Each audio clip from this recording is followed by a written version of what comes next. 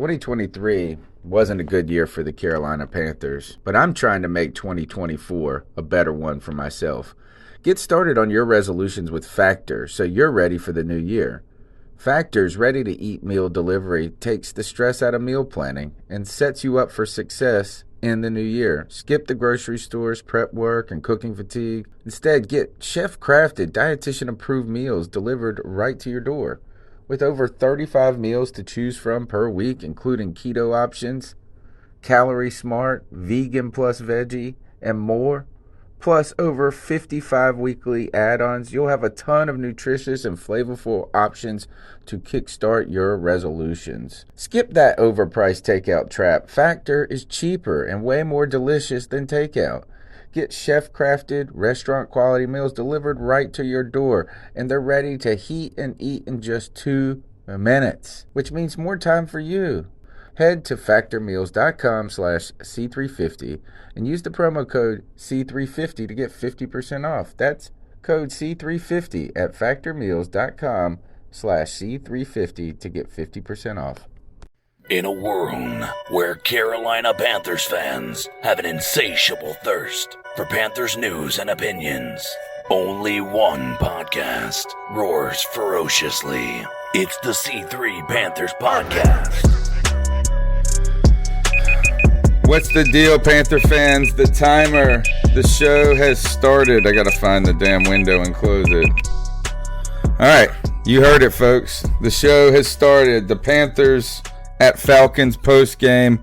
The Panthers fall again, and really just a beaten fashion. This final score is 40-20, and there's really not a lot of good feelings and things to say after a loss like that and after a week of transition from our head coach. But we're moving into a realm now where these are post-games, used to be post-game shows, but now they are therapy sessions. So I'd like to welcome in my first patient. Have a seat on the couch, Cody Lashney. This is a safe space for you and Panther fans. Oh, is it? I don't know. I might say some pretty unpopular things today.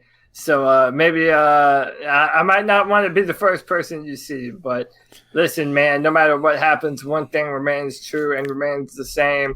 We have the most lit Panther fan base in the YouTube chat. Underground West, Tyler Lovato, Chef Jeff Hodge, Trill Warren, man, Tony Dunn, the God of Blackness is with us. Ain't nothing to it but to do it, brother. Let's roll. Yeah, I'd like to follow up on that and thank you for your support. You can continue to support the show by smashing the thumbs up button on YouTube or leaving a review in iTunes or wherever you listen to your podcast. Also, take the link to our show and share it with one Panther friend. That's how we're going to grow. We continue to grow by word of mouth. We are the longest running Panther podcast out there. Haven't missed a week since 2013 was the year we started this gig.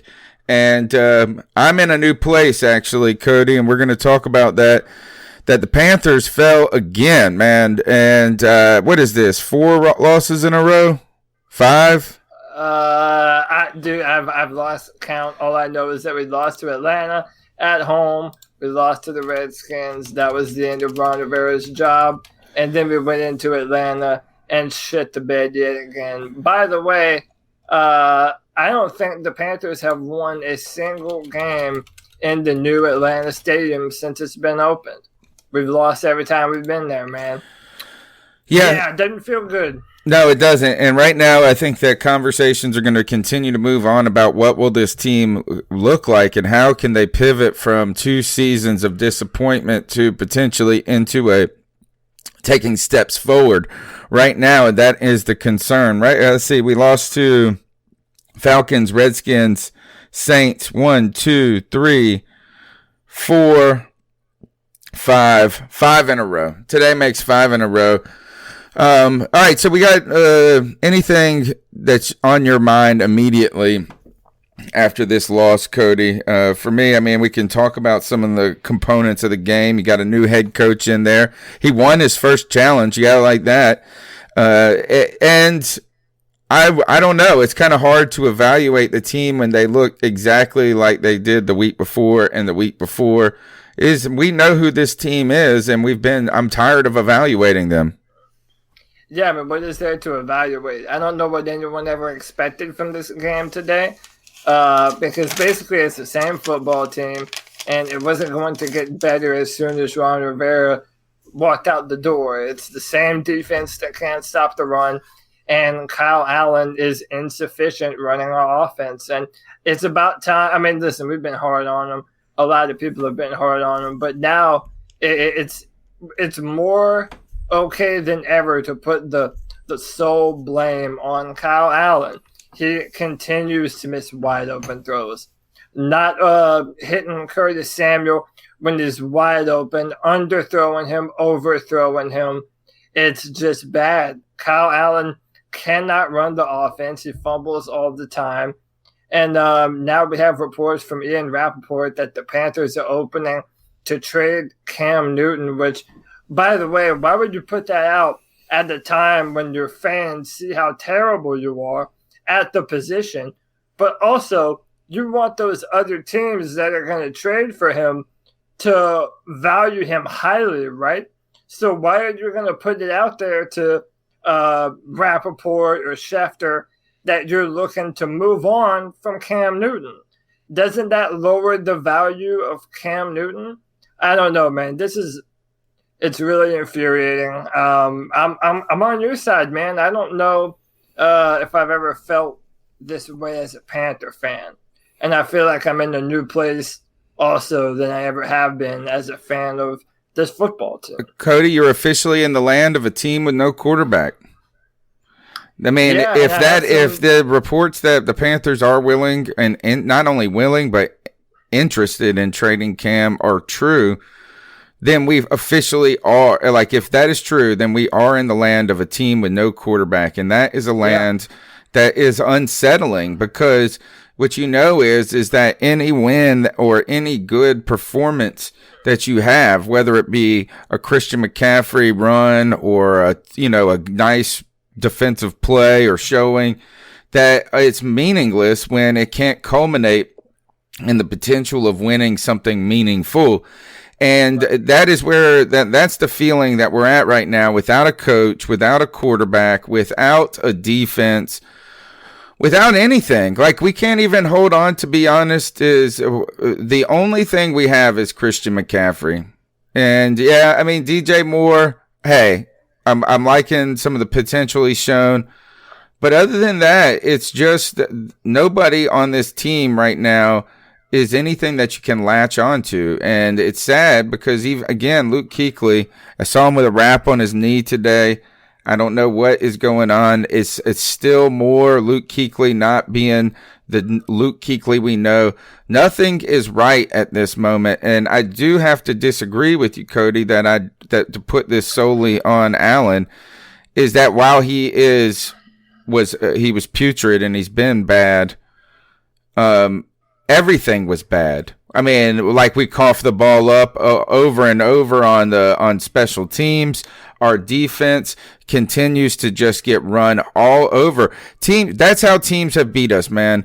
You want to know, we have 47 sacks, I think, on the season, Cody. Somehow we get to the quarterback, but every time we have trouble getting the quarterback, I think we only sacked Matt Ryan once today, or at least it was that case throughout the fourth. When I heard the stat on the radio, it's because these guys are running at us, and they're running at you, and you can't sack. You know what I mean? It's a mess. It's a mess. And look, Eric Reed is bad. Everybody's bad, dude. There's not one player that's good other than Christian McCaffrey. Well, and especially on our defensive front. I mean, all of our backfield and our linebackers are playing terrible because we're not generating any pressure from the line of scrimmage. There is no interior push.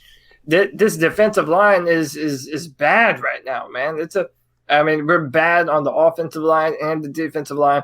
The reason why I want to pinpoint Kyle Allen is because there are plays to be had.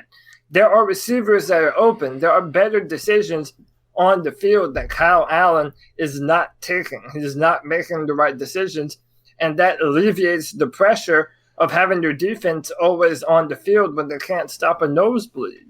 I mean, Kyle Allen is really playing bad football, and I think that, our offensive line doesn't help, but Kyle Allen is leaving plays wide open, and it's embarrassing.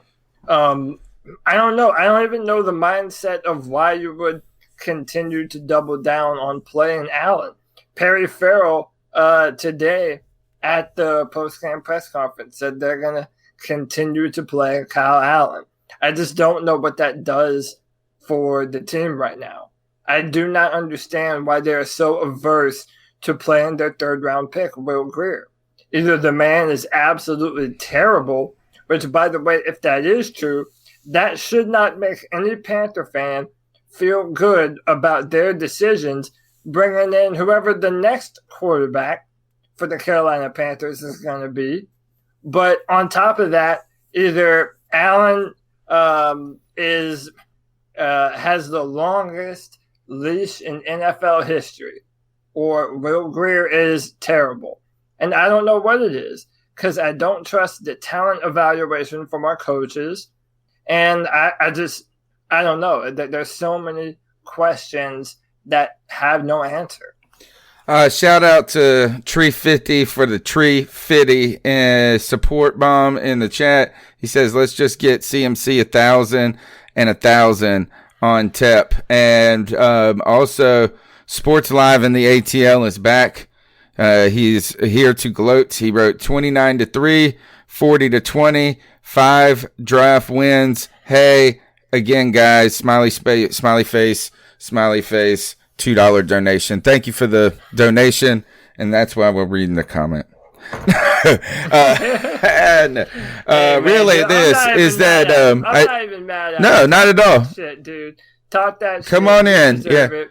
Yeah, this team is a fucking dumpster fire. It's obvious for everyone that's watching football. Yeah, and the real question to me, and this would be something for Sports Live and the ATL, is Atlanta as bad as their record, or did they just have the most awful of starts? And, you know, they're a team that you just can't figure them out week to week if they're going to be good or bad. And we make a lot of teams look really good. I saw that Devontae Freeman had his first rushing touchdown since 2017 on us. Really? Yeah. Wow, the first? He hasn't had a rushing touchdown since 2017? That's what it said. Dude, holy shit. I know. That's a long time. Yeah, and of course it's against the Panthers. That gets his first one in a million years. Yeah, it's so stupid, dude. I don't know, man. It really is a bit of a purgatory for the Panthers right now. Well, don't forget, guys, if you are going to try to catch a game, whether it be a Hurricanes game, a Hornets game, or one of those final games by a team called the Carolina Panthers, supposedly a game, you can go to Vivid Seats and get a ticket you like for a price you like. Right? You go to Vivid Seats and get the app. You use the overtime code. You can take advantage of the Vivid Seats Rewards loyalty program. There's 100% buyer guarantee on every purchase. It's your top source for the events you want to go to. You can sort by price. You can sort by seat. You can sort by deal. You can sort by awesomeness. And if you're trying to check out a Panthers game, you might need to sort by terribleness. Right? Don't forget, use the promo code OVERTIME to receive a discount up to $100 on your first purchase. Vivid Seats app, OVERTIME promo code. Go do it. Get a ticket you like for a price you like. All right, Cody, let's go ahead and do this. Let's turn the calls. Let's turn the show over to the callers for a moment. There's not a lot. You can see we're gonna talk about why that is the case, while there aren't a lot of calls, and because of the apathy that is setting in for a team without a quarterback, and a team right now without a plan for the future that we can foresee at all. So that has settled into the calls line. Let's see what you guys got to say. The number's 252-228-5098. C3, what is going on, gentlemen? It is Theo from Asheville.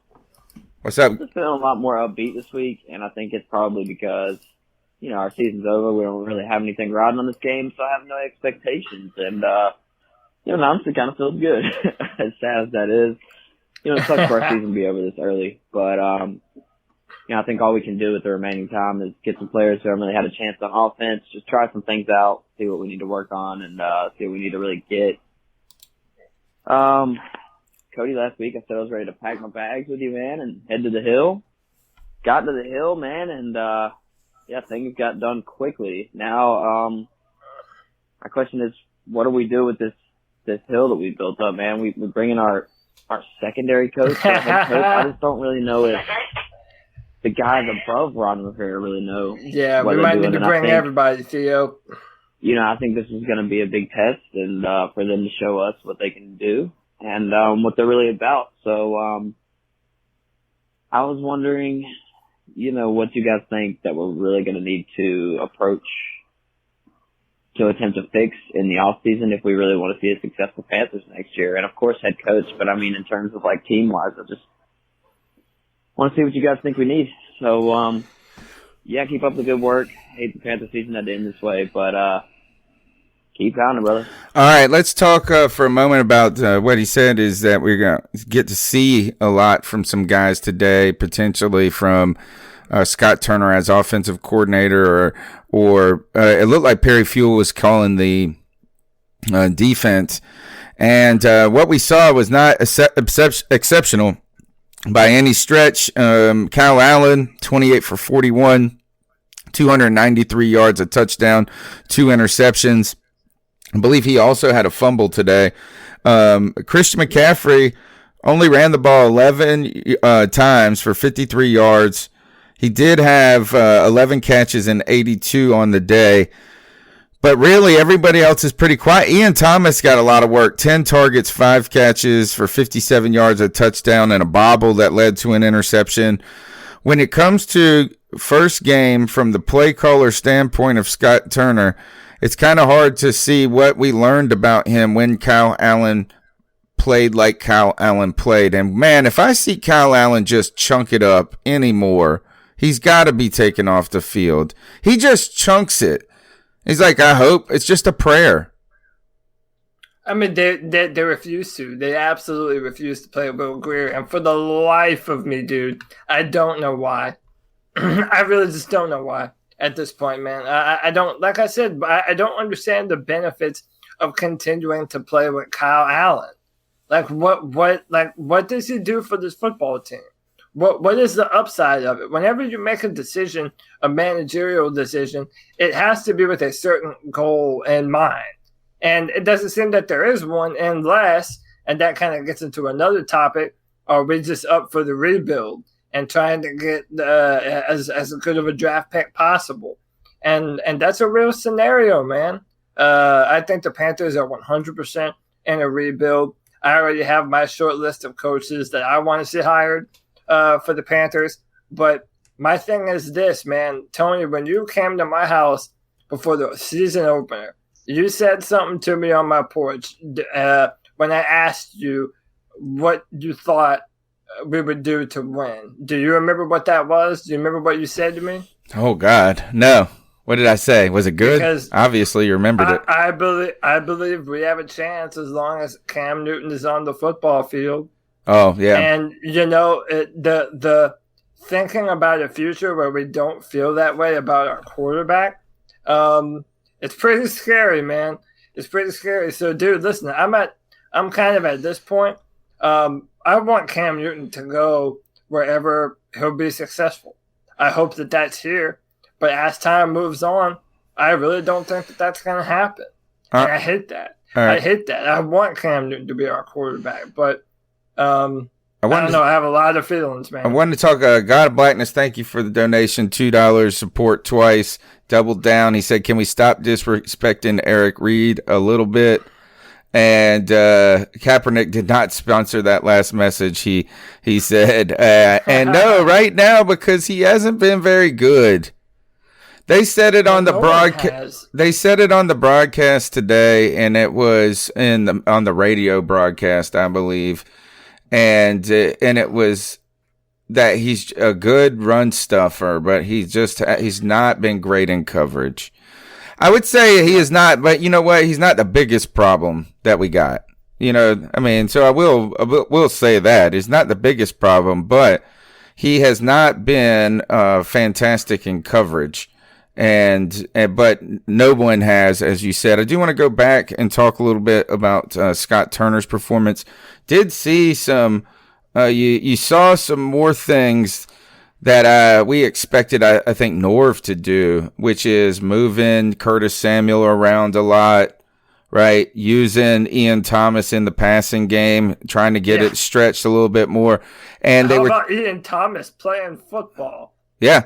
And they talked about him on the radio broadcast today. They talked about him as well as Jordan Gross was on, and Jordan Gross is so honest in his broadcast and his color analysis. You got to just turn him on if you're listening to the game, because he at one point, guys, they said they let it slide. Man, the Jets are at the Dolphins. And they were like, how would you like to be calling that game? And then one of them let something slide like, it ain't much different than this. Just another awful game. You're not getting the call very much. Thank you, Dave. Is it Hino? How would you pronounce that, Cody? Hino? Hino? Kino, Dave Kino, thank you for your $5. Dave Hino, blow it all up. It won't be it won't be a boring off season. Keep pounding. Thank you for the support. Again, you can support the show just by being a member of the conversation, calling in at 252-228-5098. Hino. All right, thank you, Dave Hino. Appreciate the $5, brother. High five to Hino. Let's go on to the next call, and we'll talk a little bit about a land with no quarterback and a land with no coach. What's up, guys? Kyle from VA. And another Sunday, another loss to the Falcons. Yeah. And this is really the only game I really cared about winning for the rest of the season. I could care less if we lose out. But I wanted to beat the Falcons because I'm so tired of losing to these shitty fucking Falcons. Yeah. Oh, boy. I don't even... This team is defeated. I mean, fuck. Just rest everybody. I mean, what are we playing for? These fucking commentators keep talking about playoffs. Get out of here with that. Get out of here. You got to see Greg Dortch and his fucking fumbling ass.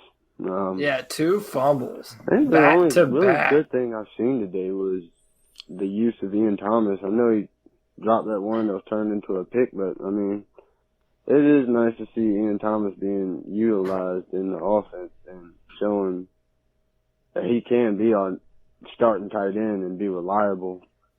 I did like the little play action throw to Ian on the one for the touchdown. That's a change of pace. So Scott Turner did good with that, but all around, man, just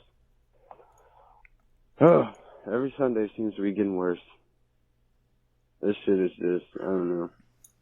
This is an honest call right here. Carolina Panthers team. I'm just ready for the off season. I'm glad we signed Shaq because we don't have anyone to back him up, and I don't know. I don't want to waste a draft pick on a linebacker. Not waste one, but I mean, Keegan and Shaq, they're good. I don't care what anyone says, but we have so many positions to fill. Dante fucking Jackson. I don't know what his problem is. This dude is just getting worse every damn week. Almost every time you see him, it's true, man. He's having to come back and make up ground. I mean, this dude's supposed to be one of the fastest guys in the NFL. How is he consistently getting beat? I just think he refuses to learn, man. Doesn't take criticism well. He's cocky. He has all the talent in the world, but Jesus Christ, man. He's got to step his game up. Anyway, guys, that's all I got. Keep pounding. All right, thanks for the call. Thoughts on Dante Jackson? I saw someone in the chat room earlier had singled him out as well, and I think it was it Andrew? Hold on. Lee Andrew, I think, said something about that. The secondary we thought was pretty good at one point in the season, and just really the whole team has looked bad. So again, this is very difficult for me to evaluate, Cody. It's kind of hard to evaluate an offensive coordinator when he's first game and it's Kyle Allen, a trash line, and and is really just a disciple of his father in so many ways. Then you look at on the defensive side of the ball, it's just so bad, the defense. How can you evaluate if the coaching did better this week? Maybe next week will be a little bit more stable for this staff as they kind of get into the new order. But I think I agree with the caller, Cody, is that I am okay with signing Shaq Thompson right now. You got a kid, he's, one of your younger players who can play. And if you moved on from Shaq, it would just be another glaring hole that you would either have to go sign somebody who was really a part-time player that you're going to try to make into a full-time player, or you're going to end up having to draft somewhere in the first and second round a linebacker because you're getting thin at that. And we can even see Luke Kuechly he's only going to play so many years. Yeah, but and again though, so you're taking care of a need that you don't have to address in the draft, which was still, for depth, I would still take some linebackers at some point in time. But also, I maintain that Luke Kuechly and Shaq Thompson are not the real liabilities on this football team. Are they playing bad? Yeah, but are their defensive tackles doing them a lot of favors? Well, no, they're not. I imagine that they would be playing a lot better if they were getting more help on the defensive front. But yeah, I'm happy that we signed some talent. I know that Marty Herney had a bad habit of signing linebackers and running backs to a whole lot of money. So I'm hoping that I'm not seeing some of the same mistakes of the past being made. But yeah, you have to have players, man. If we're going to build this football team, you cannot have a hole at every position on the field. And as is apparent to everyone right now, dude, our football team is looking like a slice of Swiss cheese, man. Just holes everywhere, dude. So yeah, I'm not mad at the Shaq contract. We essentially had to have it. All right, let's go on to the next call. Hey, Kyle from VA again, and I just want to. Kyle Allen is still in the game. Amazingly, I don't know how what he has on this whole entire coaching staff apparently, but what the fuck, man? Why is Will Grier not in? Why? I need an answer as to why Will Grier's not in. He can't be worse than this. Kyle Allen fucking scrambling out the pocket trying to throw 40 yards on the run. You're not Cam Newton. Just chill. It's bad when the commentators are saying a good drive, a drive that ends with a kick. That's a good drive. You know it's bad when they're saying punting the damn ball is good. Terry Fuel is just doing. I understand it's first game since Ron, but he has the option of putting in Will Grier. And I'm pretty sure if they put in Will Grier and still lose by 40, we'll be happy with just seeing Will Grier in the damn game. You drafted him in the 3rd round. It's not like it was a 7th round pick, undrafted quarterback Kyle Allen, and you refused to play him. I mean, what in the hell? All right, let's talk about that. Why is the refusal there? I think there are there's got to be some reasons, right? And I don't think that it's just that Will Grier is terrible. Cody, I have my theory is that Kyle Allen did a lot for you this season. So to just kind of be like, well, you're the problem. They're worried that it sends a message that single players are the problem. I think that could be one of the concern. The other concern, which I think truly exists here, is that Perry Fuel and Scott Turner, they need to look as good as they possibly can in this little short window of an audition. And I think that they would believe that putting in Will Grier sets them up harder to accomplish what is already seemingly impossible, and that is looking good. So, yeah, and listen, I want to reiterate a point that I said, man. If we're moving on from Cam Newton and Kyle Allen, let's just say, right, and if Will Grier is bad enough that he cannot win the starting job, even with how bad Kyle Allen is playing right now, remember that Marty Herney had Will Grier ranked ahead of Kyler Murray in the draft, had him ranked ahead of Drew Lock, who had an incredible day for the Broncos today. It doesn't give me a lot of faith about this front office's ability to evaluate talent at the quarterback position. Now, I'm just going to come clean, man. I don't think that the Carolina Panthers are ever going to do right by Cam Newton. I think that where there's smoke, there's fire, and there's a reason why you're hearing reports that they'd be willing to trade him. And I think Cam Newton is more than likely happy to go to a place that would want to have him and build around him. With that said, man, dude, listen, I don't care if y'all think I'm selfish. I'm a Clemson fan. I know how good Trevor Lawrence is. If we're rebuilding, then shoot your shot at Trevor. But the problem with that is you have a whole nother season next year that you would have to also be bad in order to have a pick high enough to draft Trevor Lawrence. So, I mean, what is Tua Tagovailoa the answer? There's a lot of injury concerns there. So there is no answer to any of this right now. And I think that's what's so frustrating about it from a fan perspective. That there is no yes, no, maybe. It's all up in the air. And there is no certainty around the Panthers at this time.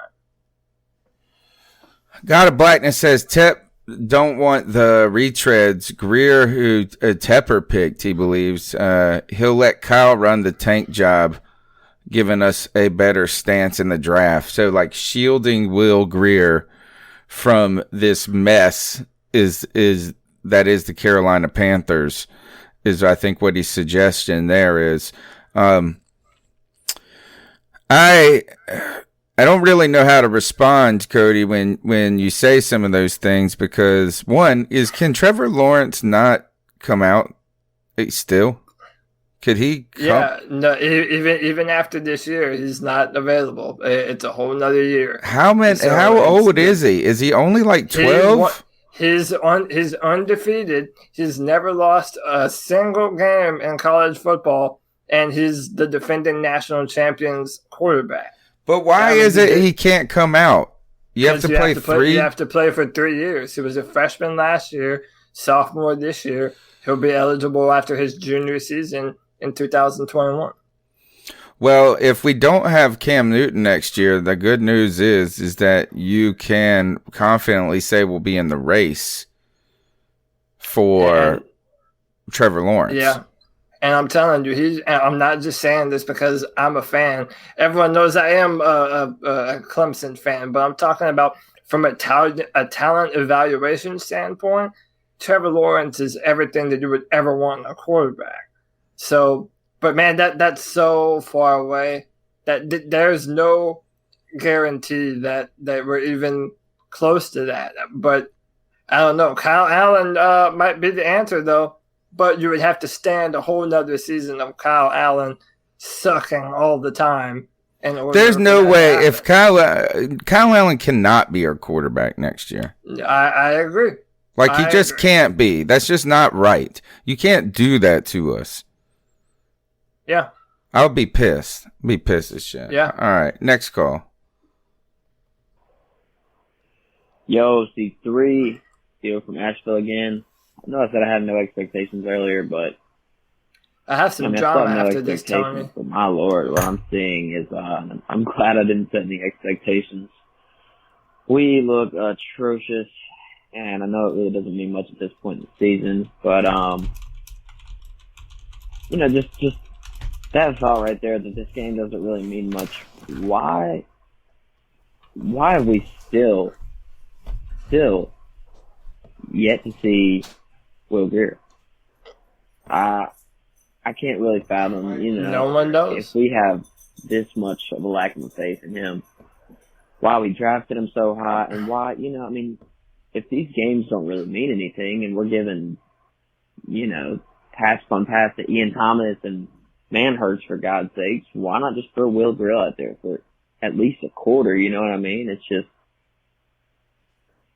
Kyle Allen obviously does not have it. I mean, he is, let's be honest, he's just not. I made the comparison last week of him to me playing Madden at 12 years old, and dear God, I mean, if it's not true, besides more fumbles, I mean, God, it's just what I really want to see from this Panthers this offseason is just the ruthlessness, just to drop all the dead weight that we have, and not to have this whole I like that word, ruthlessness.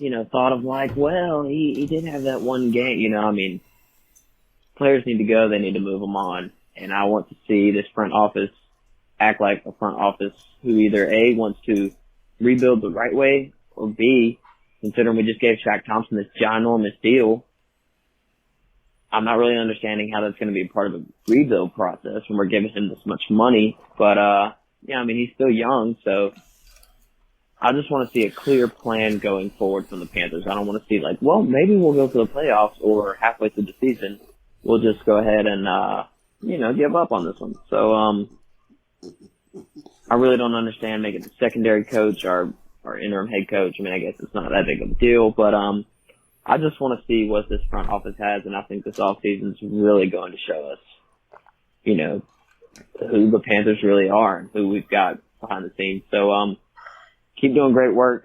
Sorry the Panthers season's been like this, and to everybody listening, keep pounding. Keep pounding. Tony, so let me ask you first then. I want your opinion on this.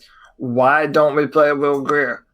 I mean, what is it? Do you think it just sucks, or do our coaches just hate him, or what's Tony Dunn's opinion on why we haven't seen the 100th pick in the draft? Yeah, I think it is, for me, it is that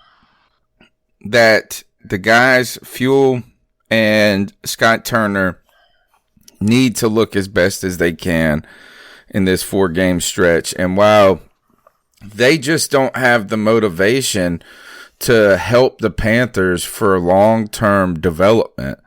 Instead, they've got none of these guys are going to have jobs next year. None of them. Yeah. I mean, not with the Panthers, they're not. And so unless Fuel thinks, that he could somehow go from interim to head coach, which I just don't believe that anybody thinks that's the realistic plan of what the Panthers want to do. I don't think that that's our solution for trying to get through and out of this mess. So I think that the idea is that Kyle Allen is the most ready for this moment, while Will Grier is a sort of such an unknown that will look bad potentially in it. But that might change after today. After today, now you got to start thinking that people start asking those questions out loud too much. And then if they don't try to evaluate Will Grier or at least find some sort of positive step forward in the last 2 games, that's also a referendum on them. So you might see it change now today because Kyle Allen, had Kyle Allen played okay today, then I think he probably continues to be. But you might actually just witness this week the ascension of Will Grier. And if it's not, if you don't, then you got to start asking, what is Tepper and what is Herney saying? Because those are the guys who have to come in and say, we got to just see what – I'm sorry that you don't think he's ready, but we got to see what Will Grier can do. They're the ones that have to say that. And I want to pinpoint some comments specifically from Ken Dye in our chat. He says, well, why don't you throw Will Grier out there? See Pat Sullivan's career. Put a young quarterback out there in a big mess and you can ruin their development. That's why no Grier until 2020. We're not making the playoffs, so why subject him to getting his face bashed in? The whole plan was to sit him for a year. Why ruin that now? So here's why. You're not developing Will Grier to be the franchise of the Carolina Panthers. You're just trying to see if he's capable of being a competent backup or you let him see if he does have the ability to start, because we're not making the playoffs. There is no pressure. We're not playing for anything at all. So why? And when are you going to see it? If you don't see it now, when will you see it? By the way, Drew Lock, who was drafted in the second round, has now started 2 games in a row for the Denver Broncos and has thrown for like 5 or 6 touchdowns. So you're playing fearful. You're playing scared of not wanting to ruin the development of a quarterback if you never play him. I mean, rookies have to play sometimes. Will Grier has had more time playing college football than Kyle Allen ever had. So I don't understand that logic. You drafted him, play him. You're not developing. You're not going to ruin the development of Will Grier when you never drafted him to be the starter for your franchise. So none of that even exists for him. All right, so I do want to go back to a Michael Brendel. He said, "What value do we really get for trading for Cam?" And that's a good question. Is that, are you talking number 1 draft pick, first round draft pick? Are you talking second round? Are you talking a couple of mid rounds? How many teams are willing to give up a first round for Cam, you think? I mean, since 2011, he's had the most hits out of any quarterback in the NFL. And that probably goes into the mindset of why the Panthers are moving on from him. But all right, Brad Dugan says, let's talk about QB options in free agency, because you might sign a quarterback until Lawrence in 2021. And I think that goes back to my point, is that you probably really need to be forcing Will Grier onto the field from this point on, because you do need to kind of think, are we going to next year bring in a guy for a 1-year thing and see how it goes, and Will Grier will be the backup? You can't keep 3 quarterbacks on a team like that. It's just not wise. I think it's just too wishy-washy about the future. So I think you get 3 games to evaluate him right now. There are 3 games less in the season, right? Yeah, we have Seattle, Indy, Seattle, and the Saints. And the Saints. So you get 3 games to evaluate to see if, hey, maybe he could be the stopgap. Maybe he could be our backup. But when it comes to free agents, I don't know. It's going to be a weird list. Is that theoretically Drew Brees could be a free agent? He's about to crush the Saints cap, and they would have to renegotiate his deal. Dak Prescott's going to be a free agent. Phillip Rivers is going to be a free agent. And that's about, let me see who else, if I see any other quarterbacks on the list of top 25. Jameis Winston. Your head would pop if we signed Phillip Rivers. Oh yeah, dude, I would. That would be as bad as if I don't know what would be worse, having him or Josh or Allen next year. And I know, folks, before you go giving me shit about that, it's a personal thing with me and Rivers. Not that I think he was worse than Kyle Allen. Jacoby Brissett also. I don't know. And how have you thought? I just haven't even thought about these ideas, and I should have, because it's all the evidence has been there. I just never saw the Panthers going out and getting a quarterback in free agency and trying to wing it. Well, no, before this year, we thought Cam Newton was going to have a comeback, player of the year type season. And we had every right to think that, you never know when it comes to the health of a football player, especially one that's been hit as much as Cam Newton. Well, why are we giving up on Cam for next year? Well, I'm not, but dude, listen. But the tweet, it's the tweet that has sent us on this. I've been wondering why all of a sudden we took us a turn to where Cam Newton can't be a Carolina Panther. And it's the tweet that has unsettled us. Yeah, there's a lot. Ian Rappaport, Schefter, they're all talking about Panthers being open to a trade, which again is the dumbest shit imaginable, because you're saying, hey, we want to move on from that guy. So if I know that you have Cam Newton and you're trying to move on from him, why am I going to offer you a first-round pick? Hey, you want to move on from him anyway, I'll give you a third and stay put. And if you want to get rid of him that bad, then you'll take my third-round pick. You know, it's the dumbest shit imaginable in my mind. But I tend to believe that where there's smoke, there's a fire.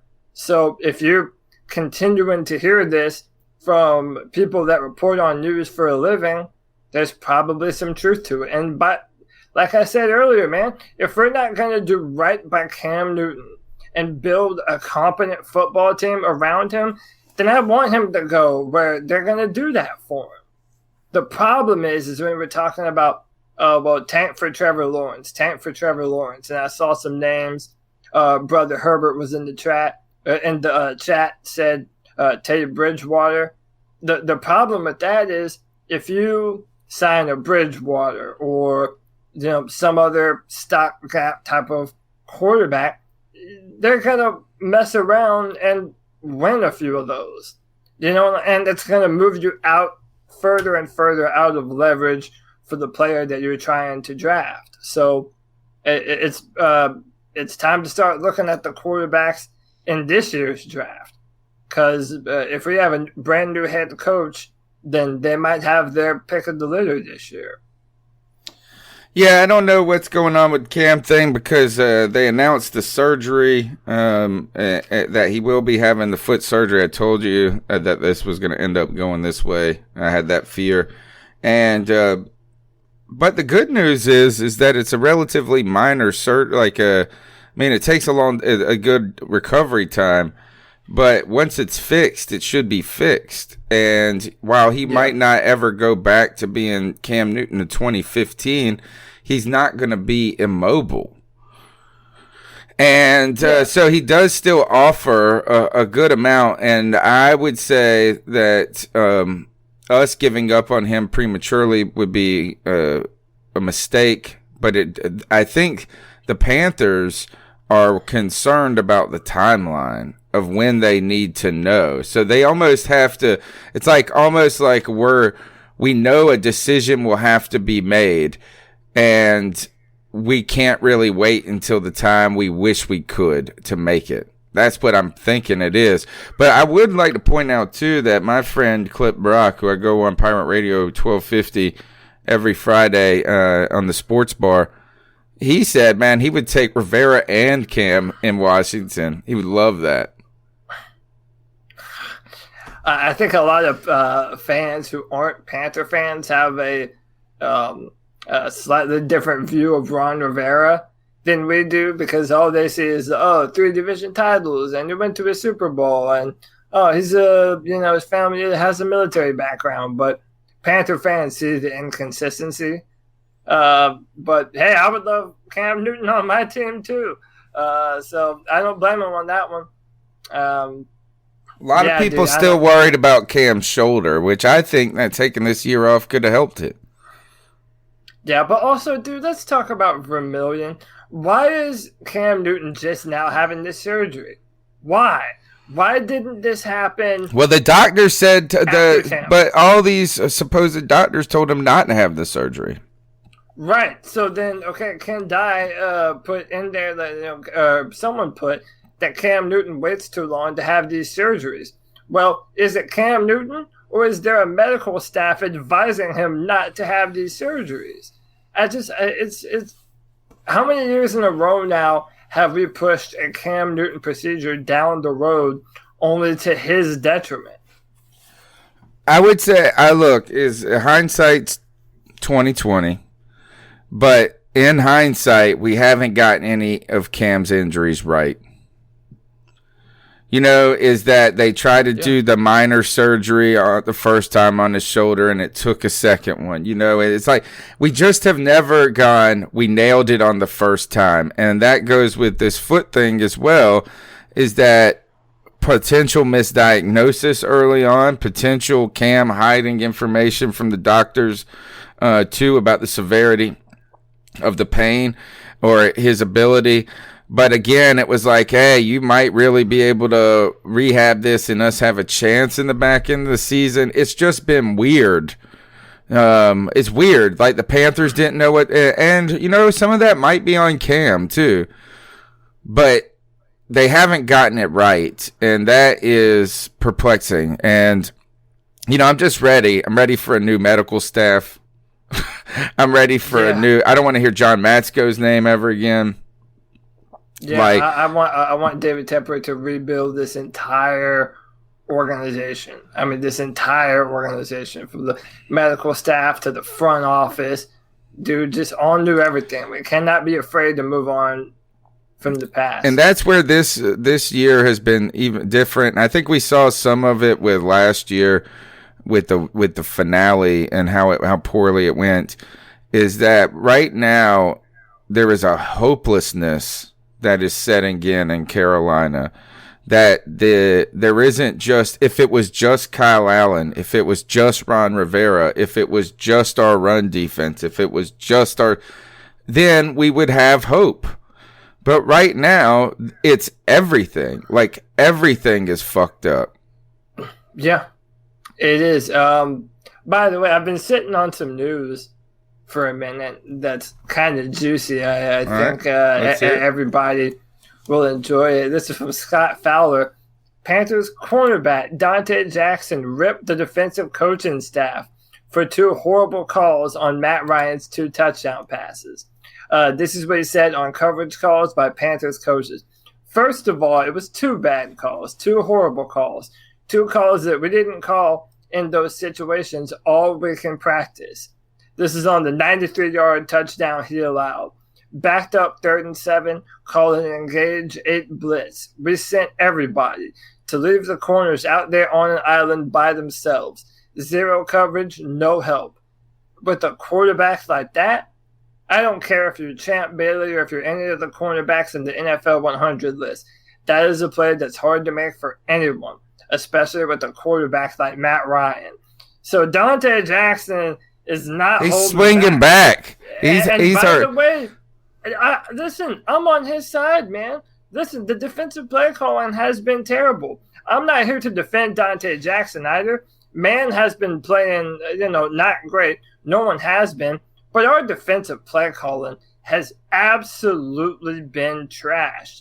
And if all the fans are going to pinpoint Dante Jackson and shit on him on Twitter, then I don't blame him for defending himself and calling the coaching staff out for what is bad play calls. Now, you may not want your teammate and player to do that, but I don't know, man. Dante is not taking this one laying down.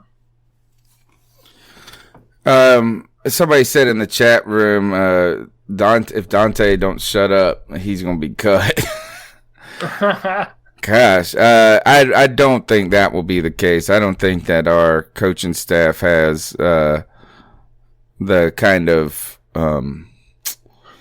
collateral to do something like that. Maybe Ron Rivera could have done that 3 weeks ago if he would have been like that. But it does. I think it does show you this is there's a lack of accountability with this team, and I usually hate when people say that terminology, but I'm falling into the trap of saying that. It's like, it's always something else, and this was what with Ron Rivera that irked me towards the end. It's always like, if this would have been this way, if this guy would have done this. It's not like, I just got burnt. My ass got burned. It was a tough situation, but my ass got burned. It's everybody pointing the finger at each other. Yeah, it really is. And I see a lot of people on Twitter saying that, Dante shouldn't say that. You shouldn't say it publicly. But you also have to understand how old he is, too. He's a guy that's young, and he's in his 20s, and he's going to have fans, like we have and like we are, talking about Dante Jackson missing coverages and he's trash and he can't cover anyone. I understand why a young guy would want to defend himself, especially if you feel that your coaches have been leaving you out to dry. But what he has just done is he criticized the coach who was his defensive backs coach. So, you know what I'm saying? That right there is that he already has, after one game, undermined any credibility that Fuel had in that case, because they, if anybody should have each other's backs, it should be the secondary with Fuel, because they've been in the room with him all year. And while we can continue to excuse or not excuse, but rationalize behaviors because of his age, because of his all these different things, is it sounds like Dante Jackson hasn't changed as much as we had hoped since that one scene in the Amazon Prime All In. Or was it All In or All or Nothing? All or Nothing. All or Nothing. I always call it All In or something like that. But is that here is, are we seeing him mature? And I got to say, at this level, who cares if you're young or not? Is either you're playing, you're performing or not in this league, where that's the way it's supposed to be. But you're right. Is that, man? Look, that's frustration that's bubbling through. Dante's frustrated. He feels like it's not. And that's also what you get when you're a cornerback, dude. It's like being the quarterback on the offense, is that, you're the hero when you're winning and you're the zero when you're not. And corners are out there. It's lonely out there on that outside hash. And when they get burned, there ain't nobody else that people see in the frame. They don't see the defensive line in the frame. They don't see the play call in the frame. They just see a guy getting smoked. And that is why corners used to make the big bucks. Yeah, corners are kind of like offensive linemen in that regards, that you're only talking about them when they're fucking up. Yeah. When they're doing their job, no one's ever talking about them because everyone else is getting all the glory. Or when it's a corner, you're just not throwing at that specific corner. But listen, who's the Benet Benwickery? Or no, it wasn't Benet. Who's the guy that we drafted with James Bradbury? We drafted him after Bradbury, and we ended up cutting him. Worley. He plays, Daryl Worley. Daryl Worley's been playing pretty good football. I mean, now the Raiders aren't great, but Daryl Worley got better after he left the Panthers. And, Brother Herbert still tells us about Dante Jackson and how, not Jackson, James Bradbury, how he doesn't like him and he's trash and fans either love him or hate him. Maybe the defensive back coaching has been bad in Carolina, and now we're just kind of starting to hone in on that. Maybe it is true that our coaches haven't been playing up to their strengths. And by the way, a lot of Jacksonville defensive backs didn't like Perry Fuel when he was in Jacksonville. So I don't know. I think he had some problems with Jalen Ramsey, but Jalen Ramsey's got a problem with everybody. That's interesting. True. Another thing though is again going back to where the problems exist on this team, Cody, is like trying to find one place is not. It's impossible because there's so many problems, and it's just been a calamity of errors. Yep. And really, it shows you how important the draft is, because it's worse than, getting it right is awesome, but what's worse than anything is getting it wrong. And it sets you back in so many areas. And what we continue to see is you see that on offensive line for the Carolina Panthers, but those misses at wide receiver and cornerback have added up over time and created deficiencies in other areas because you're unable to address them as faster or as, tactically as you want to. So you go back and you bring up a name like Daryl Worley. We forget that year. That was the year, well, we don't forget, but if you put it back in context, that's the year we revoked the Josh Norman, franchise tag at the last second, and we backed ourselves into a corner. Dave Gettleman went against his motto, which is you use free agency to set up the draft. You don't want to be pigeonholed when you're in the draft into picking something, and we picked 3 successive corners in that draft, from James Bradbury to Darrell Williams to Zach Sanchez. And 2 of them didn't work out for us, and they're not contributors to the team. And that's hitting us now because you had to try to find another remedy with Dante Jackson. We thrust him into a lot last season. And you know what, is that we're just kind of reaping what we sowed years ago. Yeah, man. Every decision you make when in a football organization will come back to haunt you if you're not making the right decisions and you're not picking the right players. And that's why I was hopeful, and I still do retain at least a little bit of hope that David Tepper intends to rebuild this front office, because these kinds of decisions can hurt you later on down the road. Like now, I do want to say we learned 2 things about David Tepper today. One of them we kind of already knew. One, he likes ketchup. Yes, dude, what the hell is that? On a steak, no less? Is that what it was? Was he? Yes. He was putting ketchup on a steak. Oh, God. Oh, dude, that does not make me feel good about his decision-making abilities right there. I'm going to be honest with you, man. And then there's a video at 11 minutes of the 4th quarter. David Tepper checks his phone, hits the off button, and then slams his phone down on the table. It's actually kind of funny, man. He must not have known the camera was on him. But yeah, I hope it hurts him just as much, if not more, than everyone else. You're never, ever going to build this football team better unless you start just absolutely cutting the wheat from the chaff on this football team. It's going to be a lot of rebuilding to do over the course of this offseason.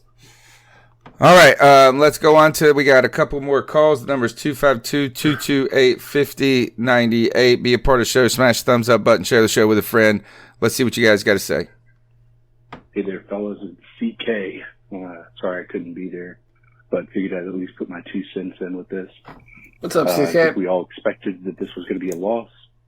However, we did not expect it to be the loss that it was. The positive is we scored more points than we did the last time. The not so positive is so did they. But hey, man, it's what it is. Continuation of the depression that we feel as Panther fans, and continues to progress in that regard. So let's just hope that we start to see some, promise, which I think we've seen. We have pieces that we need. We just need to build around them. We need to build around McCaffrey. We need to build around Moore, and we need to build around Curtis Samuel. The defense is hot garbage, to say the least. Even through the air, pass rush wasn't getting home. They were just getting chunk play after chunk play after chunk play. It almost makes you wonder who even has heart on that team anymore. You see how frustrated Luke's been this entire game. So, all right, boys. Going to be trying to catch you while I'm going to try to sneak a little listening time while I'm at this play.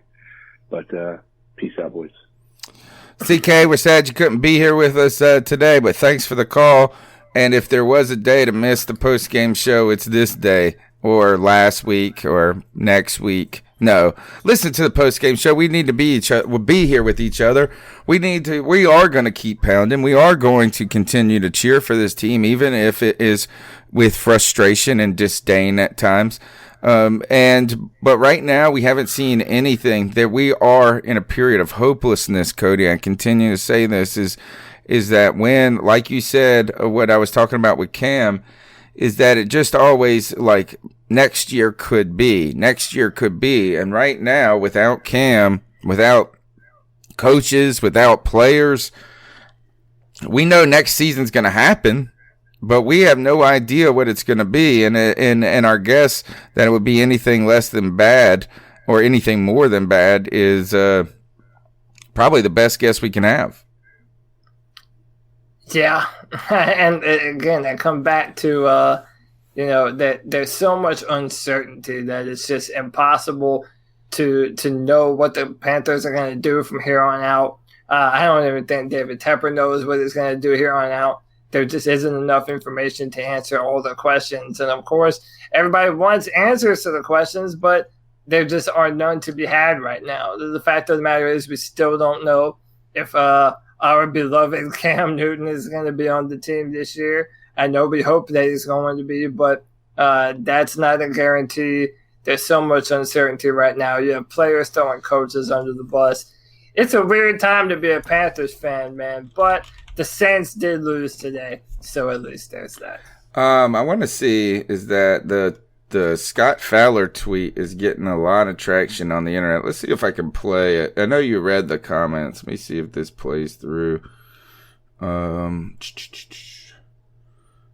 reporters. Let's find you guys. And then let's see.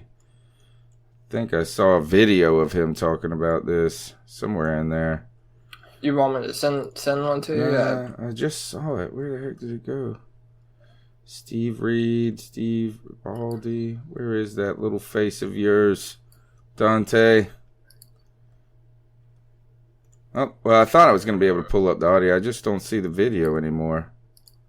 Up here. Crazy.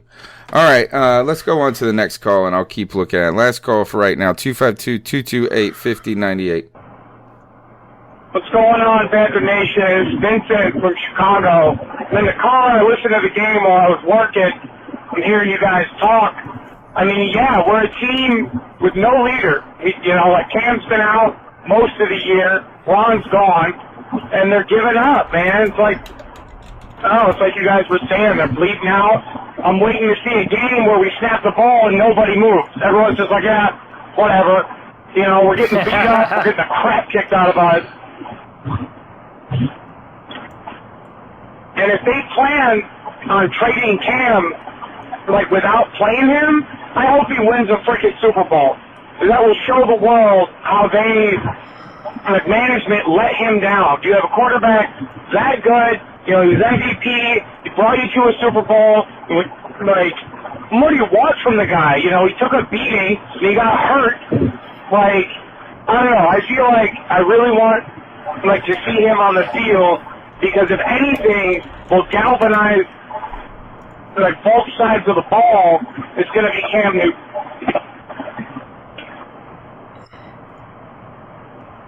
All right. Yeah, it sounds like broke up here. I think I found the video. Let's see if we can hear this. Went over that. We never played that call in that situation. Backed up third and long, third and medium, 37. We sent everybody, left the corners out, and the post was thrown he was right here. The post was thrown on the opposite hash. So I was beat from the start. You know what I'm saying? Bonsai, there was a zero blitz, and just a bad call, man. Just wasn't smart football in that situation. That play we really needed, and I do have to make that tackle. I have to finish that play, but no excuses. Went over that. We never played that call. It does sound a little excuses. No excuse. Yeah, it wasn't definitely a little bit. It wasn't excuse. Excuses. But yeah. By the way, that last caller was one of my best friends in life, Vincent. Shout out to Vince. But yeah, I don't know, man. I'm torn. I'm kind of. I'll be on an island. I understand Dante's not supposed to do that. You don't want him to do that, but I don't know. I kind of understand it, man. I'm not too mad at Dante for his. Well, is that for us? At least he's frustrated. Yeah. The worst. Yeah. I think it would be worse if everybody else was. I mean, if you're just beaten, and that sounds like he's got a little fight and pride in him at least. So if you want to find a silver lining, there is him being stubborn about it and calling that out. Does show that he's frustrated, but he's embarrassed too, man. It was again, you're the guy that people see, you're the guy that they ask in the post game, and you asked him about it, and he lets you know what he's been thinking about, and that he got beat, but there was no one else to stop it, and that we know we were just wanted to get to Ryan. We have gotten to Ryan a couple of times and rushed him off his spot. That's the thing. And what do you think about Vernon Butler? Vernon Butler, again, up and down as a player, plays pretty good on a couple of plays, then he doesn't, and then he disappears. Vernon Butler Will he be a Carolina Panther next year? I don't know, man. It's kind of too little, too late right now, isn't it? I mean, you're not. How much money are you going to sign Vernon Butler to? You know what I'm saying? And there's so many guys that come out in the draft every year. I mean, I'm already aware of a few of them dealing with draft tech and being a fan of college football and looking for them. I just think I would never, ever sign a one-year wonder. I would never. Well, he's not even a one-year wonder. Yeah, and he's not. Yeah, you're right. You took the words out of my mouth. No, I would not. I mean, maybe if you could reach an agreement where he is going to be a rotational player and he's paid like one, then you know what? I'm not going to be upset about it because again, that's going to be Poe and McCoy are going to be gone. Unless you make it, and right now, I don't know if Gerald McCoy doesn't want to be with Carolina anymore after this year. I wouldn't want to be. He's got to get on a winner. Yeah, maybe so. I mean, I hadn't even thought about it from that point. If you're Gerald, but he picked up. Think about this. I've thought about this a lot, Cody. Is he had it narrowed down between us and the Ravens? Yeah, and he's watching them kick ass right now. Yeah. And that was the team he was really considering. And you got to know that he's like, God knows, just losing follows me like flies follow a pig. But it's also, how was he supposed to know that Cam Newton was going to have another injury in the third preseason game that would derail him for the season, man? It's hindsight is 20. I know, but you can't. But you gotta be like, man, I wish I would have done things different. I mean, and what I'm just saying is that I don't see Gerald McCoy knocking down the door to be a Carolina Panther next year. I don't think you're going to be like, look for him to take a hometown discount because he was with our team this year. Is right now, I think he's probably going to, he was signed a 1-year deal. Yeah, but at the same time, I would see a scenario where Carolina wants him back. Yeah, they need him back right now. They need him. Yeah, we need to have him. K1 short, I believe we have for 1 more year after this. Maybe you run that back one more time. Nevertheless, we still need to draft more defensive linemen. We need more help up front. I'm not so sure that Vernon Butler would help. Like I said, unless he's willing to come back on a dirt cheap deal, which maybe it would. Hell, I don't know what the prospects for Vernon Butler are going to look like, but we definitely have to rebuild the trenches. The defensive line and the offensive line, they still need some help. All right, I think we are we're through the calls at this point. We have moaned and groaned a good bit. All right, let's end the show on not a positive note, but on a looking forward note. What's the correct moves that the Carolina Panthers need to take in getting this right? Because here is, I always get the why I celebrate Marty Hurney and his draft ability is he always gets the most important pick right. And we're about to go in and get our most important pick that we've had in a long time, and that's our decision who's going to be the coach and how we're going to progress in the future. So what is the right way in progressing and starting with this process, Cody? I think we're in agreement that Will Grier seeing playing time has to be step one in that process of getting to know. You're looking at your team, you're looking at the players to see how they're fighting and what guys you really feel like you can carry onto a roster next year that will be much different. So beyond Will Grier, what is the correct step that the Carolina Panthers should be making towards moving in a positive direction in the future? Okay, while I answer this, see if we got a call from Darius Jones. He's in the chat room saying he left a call. But so I kind of said two this calls earlier. Just came in.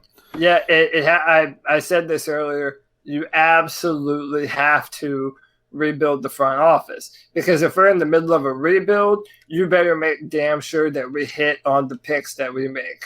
The two names that I have in mind are either Nick Caserio from the Patriots, if we're able to pry him away, or Jeff Ireland. He's been a fixture of the New Orleans Saints front office, and he's been a tremendous help when they pick the players that have built the Saints into the perennial contender they've been for the past 3 years, even though that pains me to say.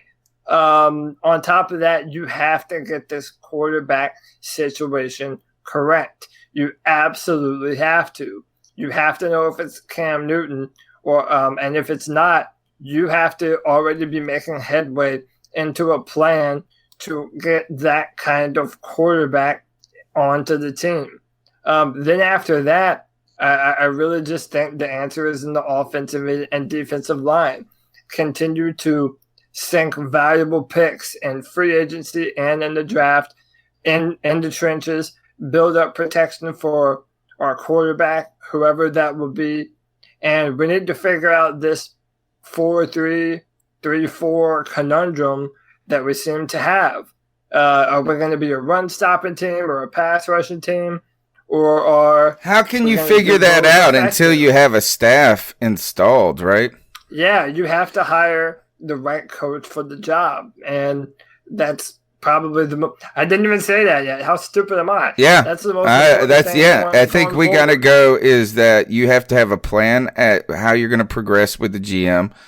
And I don't believe that Marty Herney signing Shaq Thompson to this deal indicates that we are going to keep Marty Herney's future is secure. And is that I'm sure that this deal had to be okayed. I'm sure this deal had been in the works for some time. They've been negotiating throughout the season. And so you can't stop building a team just because you don't think you're going to be part of that team in the future if you're a GM. But getting that GM hire or whatever, that COO position that he described is going to be very important because they have to immediately get to work on getting a coach. And the longer you wait to get your coaching staff installed, the farther you're behind in answering the questions that you posed about the offensive line, about the defense, scheme, and the personnel that you have to carry it out. So that we got to execute those, and I will be very interested to see how quickly that unfolds. Let's go ahead and go to we got 2 more calls, so let's see what we got here. What's going on, C3? It's Darius from Dallas. Just want to go over some positive things I saw from today's game because there's really nothing else to talk about.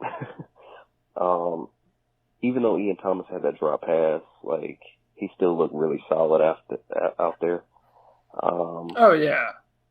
He just needs to get a little bit more confidence. He hasn't had a lot of playing time. A lot of our rookies haven't. I like a lot of we had a lot of different play calls, and we got to see a lot more of our rookies show up. I still think there's some bright spots on this team. We just need a coach that can bring that stuff out. DJ looked solid. C-Mac looked really solid. The line looked a little bit better today. I feel like if we get just a solid coach that can just dial them up, we should be fine. But we got John Matsko. We get Cam back, we go back to a 4-3 scheme. There's no reason we can't at least get a wild card spot next season. Granted, we'll still be in a little bit of a rebuild mode, but I still think there's bright days to come next season. Let's just lose out, honestly, get a nice draft pick, get Cam back, and we'll look solid next year. The defense, I called in a few weeks ago. I said we're not built for the 3-4. We go back to a 4-3. We should be solid. The only thing I'm worried about if we go back to a 4-3 is how Brian Burns is going to fit into that. But offensively, if we can just fix our offense in the offseason, we should look pretty good on offense. with Cam back. But that's all I got to say. Let's keep Tyler. All right, thanks for the call. I do want to say that Brian Burns played majority 4-3 defensive end at Florida State. So he's already put on some more muscle. I wouldn't worry about him as much. I mean, yeah, you would prefer him to be an outside linebacker type of rusher. But, I mean, I'm kind of thinking this, man. It's not necessarily – I think that he was right in a lot of his assertion about how we're not quite ready to fully undergo that 3-4 look. We just don't have the right personnel, the right pieces in the right places in order to be a dominant 3-4 football team. I think it will take some time. But then if you look at college football, man, they're starting to rush 3 a lot and drop more back in coverage and just depend on 3 or 4 badass pass rushers to get home and have more people in coverage because the NFL and football in general is moving more towards throwing the football. If you're inventive on defense, there are ways to get players involved no matter what kind of scheme they fit, 3-4, 4-3. It doesn't matter. If you have talent, you put them into situations to be successful. So I'm not too worried about that. But in my mind, it doesn't matter if it's a 3-4 or a 4-3. You're talking about building that defensive line better than it is now. You have to have a pass rush. And like I've been saying, more importantly, that interior push, that interior pass rush, it's the most important thing. When it comes to, we're getting so lost in this scheme discussion, strangely, because we thought that it's produced sacks. You know what it does? It's produced sacks. We've gotten one-on-one matchups in the defense, and we have gotten sacks, but the defense has suffered in the run game specifically, and some of that's personnel. We don't know, and we just don't know what the solution is. I do think you can find a place for Brian Burns, even if you go to a 4-3. You're just going to have to continue to coach him into, he's like Dante Jackson. He gets those hungry eyes, man. Those guilt, and he bites a little bit. But that's also look. Defensive ends always take a decent amount of time to acclimate to the NFL. They can get sacks. It's like a running back in some ways that they can run the ball through the holes because they're fast, and that's the same. Look, there's a gap, go. It's picking up pressures. It's the smaller things that you don't notice until you do notice them. That is problematic. And I've always said that defensive end takes a lot of adjustment time for these young players. And so he's shown enough right now to not think that he couldn't acclimate in some way, form, or fashion. Let's go on to the next call, though. Fellas, what's up? This is Big Mike calling from the borough. What's up, Mike? I just wanted to say, listen, I know everything looks nasty right now. I think a couple of things that we know. Listen, Christian McCaffrey's great, but you can't build your offense around him. We're going to have to get a mobile quarterback. The top teams in the league that we're seeing right now, the top 4 or 5 teams, have mobile quarterbacks. This is where everything is going. It's time to draft Cam Newton's replacement. Keep Cam for an extra year. I think Tepper's tanking us on purpose. I think he blew up the continuity of the coaches on purpose so that we could get a good draft pick. And I am a little concerned about Luke and their productivity. Shaq just got a big contract. Let's get some fast linebackers and hopefully address some of the O-line problems in the second and third round in the draft. But this is definitely, I think, man, this is definitely a situation where we are definitely drafting a quarterback in the first round of this year's draft. Kyle Allen is not the answer, and Will Grier is not getting any playing time. That tells me that we're holding out to try to draft Cam's replacement and maybe sitting behind Cam for one more year or use Cam as bait to trade up to get him. I know it's early to be talking about the draft, but the moves that I'm seeing being made are telling me that's what we're doing. So either way, keep pounding. Let's go with it. Peace. I want to go All right, respond to the call because I want to talk about your man crush, Lincoln Riley. Yeah, I mean, so I've come to that point as well. I think, man, like I know what I want selfishly, but I'm just thinking, man, if we're gonna draft a quarterback this year, man, you have to have the right one. And he's talking about mobile quarterbacks, and there's a few of them that fit the bill. But I don't know, man. It just sucks having to talk about moving on from Cam Newton. And what I certainly don't want is for us to pick a quarterback that ends up being mediocre, and we're still somewhere between 7 and 9 wins every year with an average quarterback that you took a gamble on in the middle of the first round. I tell you, is that I've had this sneaky suspicion in the past when a team drafted like a defensive tackle or an offensive lineman in the top 5, and they really needed to draft a quarterback at that point, that they're very well aware that getting that pick wrong is about the worst thing that can happen to your franchise because of how long it takes to figure out it's wrong. Yeah. You know what I mean? You think about the Blake Bortles, for instance. You know, you had to invest a certain amount of time in him before you could call it quits on him. And so there is a fear, too, that you don't want to have to do it because you feel like you have to. You know, you don't want to pick a guy in the first because he's the best quarterback of all the quarterbacks, but he's really not good enough to be a quarterback in the NFL. That's a scary thing. But wouldn't it be a lot easier? Wouldn't you rest assured of feel if you had someone who you believed made players better than who they, beyond their talent, made them better and gave you a real advantage on the field? And I think that that's what we are all yearning for, is a coach whose skill set actually translates into an advantage for your team against the opponent. And Lincoln Riley is that guy. He's won at every level that he has coached at. I'm reading this story right now as we were listening to the calls, and it's talking about this. This is his former, this is a former head coach of the East Carolina Pirates, who's now a defensive staff member. He's the defensive coordinator, a defensive coach under Lincoln Riley. He says coaching is about concepts, and he's really good at having an answer. Okay, they're doing this, we're going to do this. He does it really masterfully.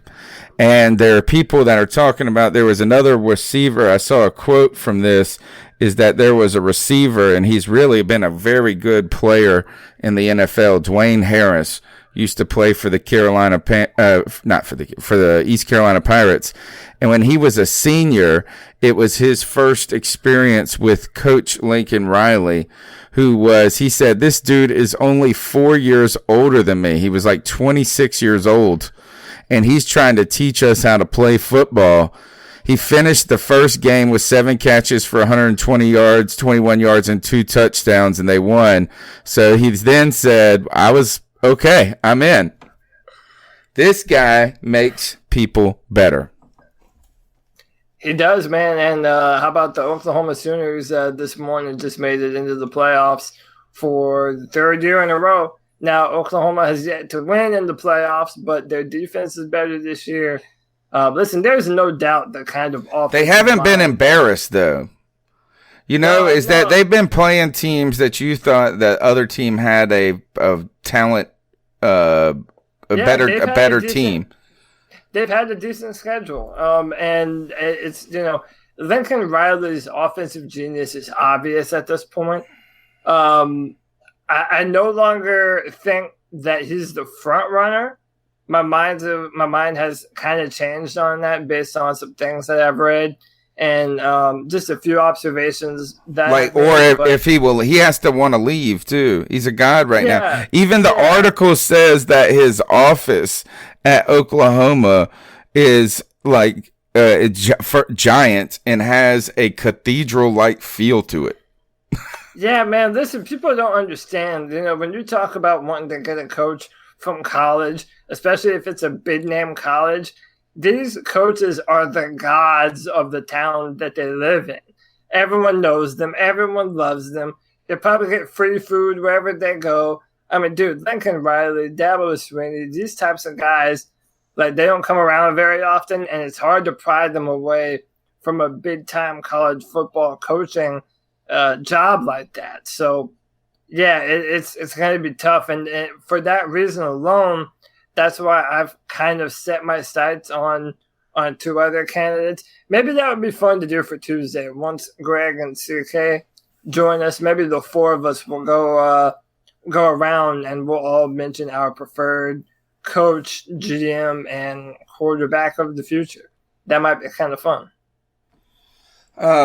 Yeah, that would be. And why do you think he is? Why do you think he's not the front runner for an NFL position? Is it because you feel that he will not desire to leave the NFL? I mean, the college. I think that plays into it, but also I read an article. It might have just been a post on Carolina Huddle talking about, if you want to know what David Tepper is going to do, don't look at what he did when he was a measly 5% owner of the Pittsburgh Steelers. Because he didn't get to do anything. People act like being a 5% owner. I think is that I bet you half of the people had never even met him that were involved with that team. So for those two reasons, I'm looking at what he did when he managed Appaloosa Management, and he's very analytical, and he's been saying analytics. So I mean, I'll go ahead and say it. I think the person that will likely land the job is Kevin Stefanski of the Vikings offensive coordinator. The Browns recommended that he be their head coach before the start of last season, before they hired Freddie Kitchens instead. So, and is from Pennsylvania. David Tepper is from Pennsylvania. He's an incredibly intelligent guy. I just think right now all the tea leaves are pointing in that direction. I could be wrong, but yeah, that's kind of where I'm at. Who picks the coach? Tepper. It has to be, right? I mean, how much that, back to Marty. I mean, what kind of decision-making ability does he have in all this? Moving forward with the franchise, it just doesn't seem that it would be too much, but I don't know. Interesting. All right. I think we've gotten through all the calls. We've pretty much talked about everything there is. There's some more calls that are from between the last show and the pregame. We'll do those on Tuesday night. All right. Cody, the team falls 40-20. And one of the things the problem that as we conclude this show is that in the past, I've always felt like it's going to be all right. And right now, there's nothing to me just yet. And with a lot of news still to come, though, and all of a sudden we could be so excited about the changes they were installing. But until we see some of that, is right now we just see a future for us that doesn't have a lot of glimmer and glam to it. Yeah, it makes it worse that there's so much uncertainty. It's not even that we know it's going to suck or we know it's going to be awesome. It's that we really just don't know what's going to happen, man. So many loose ends. We're in Panthers purgatory right now, but that's what this podcast is for, man. We're here to be here for these people, and we'll keep on doing it, won't we, Tony? Yeah, we are. I mean, and even if we got to watch that damn kicker catch a fumble recovery, and celebrate like he won the damn Super Bowl, if we got to do that, we'll be here on Tuesday nights. Yeah. My name's Tony Dunn. It's the C3 Panthers postgame show. I'd like to thank everybody again for their support. For the people who donated to the show, thank you. We're going to roll it right back into the podcast as well as just the people that are here. hanging out with us. Just smash the thumbs up button. Tell a friend about the show. Help us grow as a podcast, because you know what? We're going to need to lean on each other a lot in the coming months until we start getting – well, here. Ooh, I found the good news, Cody. I found the good news. Please, let me have it. The good news is for the last 10 years, we've always said that the teams that win the draft and the win free agency, that doesn't win you a Super Bowl in February, and that we're just steady the way mentality. Well, guess what, folks? You're about to have an exciting off season, right? Is like, if we have been lacking for news and excitement at this point, we have joined the teams that make a lot of noise in the off season. Whether that results in good or bad, I don't know, but we'll have a lot to talk about. And you might as well just enjoy it, man. You can spend your entire off season fretting, worrying about the Carolina Panthers. It's gonna be whatever it is, man. You might as well just enjoy the ride. If it's without Cam Newton, thank him for his time. Remember the good old times. If it's with Cam Newton, we're going to put all of our energy and attention behind number one, the quarterback that we know and love. And we're going to cheer for these Panthers, man. Let's just let's hope that David Tepper really does know what he's doing. But today he did put ketchup on his stick. So I don't know. We'll see what happens. Yeah, ketchup on a steak is not it's like you just join the ranks of Devin Funchess a little bit, with salad being your favorite food. Cody, how can they get after you on Twitter? At CODYLAC. Hit me up, man. Nothing's off limits. Everything from football to politics to dirty jokes that you'd be ashamed to tell your mother. It's all go. All right. Everything. You can find me on Twitter at @cat_chronicles, and you can find us here live at 9 p.m. Tuesday night as we can continue to count down to the end of this damn season. So now let the countdown to us versus Seattle begin, and that's going to be a harsh countdown. I already got to figure out, damn, I got to go to this game. I'll see you guys on Tuesday, man. Keep pounding. Keep pounding, boys.